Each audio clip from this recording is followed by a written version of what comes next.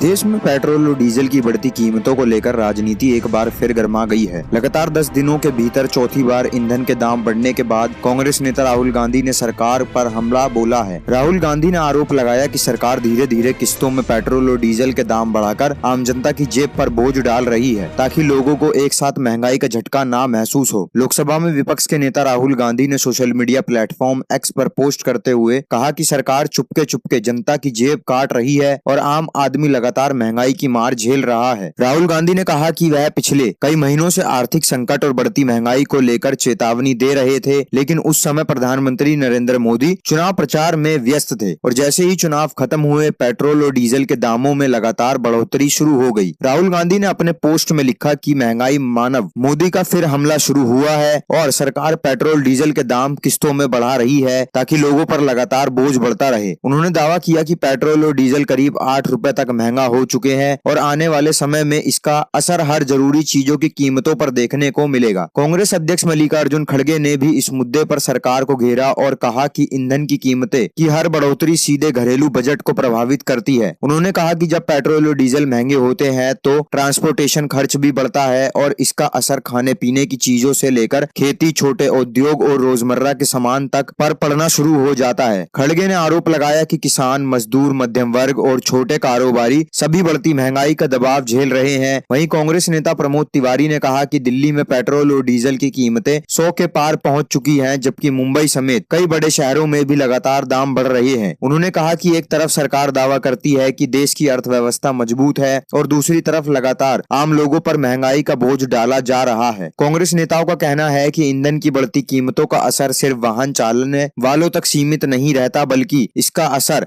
हर घर की रसोई तक पहुंचता है, क्योंकि ट्रक, बस और माल ढुलाई का खर्च बढ़ने से बाजार में लगभग हर सामान महंगा हो जाता है। दूसरी तरफ बीजेपी और केंद्र सरकार की ओर से कहा जा रहा है कि अंतर्राष्ट्रीय बाजार में कच्चे तेल की कीमतें और वैश्विक परिस्थितियों का असर भारत पर भी पड़ता है और सरकार आम लोगों को राहत देने के लिए कई स्तर पर काम कर रही है। हालांकि विपक्ष लगातार सवाल उठा रहा है कि जब अंतर्राष्ट्रीय बाजार में तेल की कीमतें कम होती है तब जनता को राहत क्यों नहीं दी जाती, तब तेल कंपनियां क्यों अरबों रुपए का मुनाफा कमाती हैं। जब पेट्रोल डीजल की कीमतों को लेकर सोशल मीडिया पर भी बहस तेज हो गई है। कुछ लोग सरकार की आर्थिक नीतियों का समर्थन कर रहे हैं तो वहीं कई लोग महंगाई को लेकर चिंता जता रहे हैं। आने वाले दिनों में यह मुद्दा संसद से लेकर सड़क तक और ज्यादा गर्मा सकता है, क्योंकि महंगाई हमेशा से आम जनता से जुड़ा सबसे बड़ा राजनीतिक मुद्दा रही है। अब सवाल यही है कि क्या सरकार को पेट्रोल डीजल की कीमतों पर टैक्स कम करके लोगों को राहत देनी चाहिए या फिर मौजूदगी आर्थिक हालात में यह बढ़ोतरी जरूरी है। इस पूरे मुद्दे पर आपकी क्या राय है, हमें कमेंट करके जरूर बताइए। ऐसे ही राजनीतिक, महंगाई और देश की बड़ी खबरों के लिए वीडियो को लाइक और चैनल को सब्सक्राइब करके इस वीडियो को ज्यादा से ज्यादा लोगों तक शेयर करें। और हाँ, ऐसी ही निष्पक्ष खबरें जानने के लिए हमारे चैनल को सहयोग करना बिल्कुल ना भूलें, क्योंकि आपके सहयोग से हमें प्रेरणा मिलती है। आप QR कोड या डिस्क्रिप्शन में दी गई UPI ID की मदद से हमें सहयोग राशि जरूर भेज सकते हैं।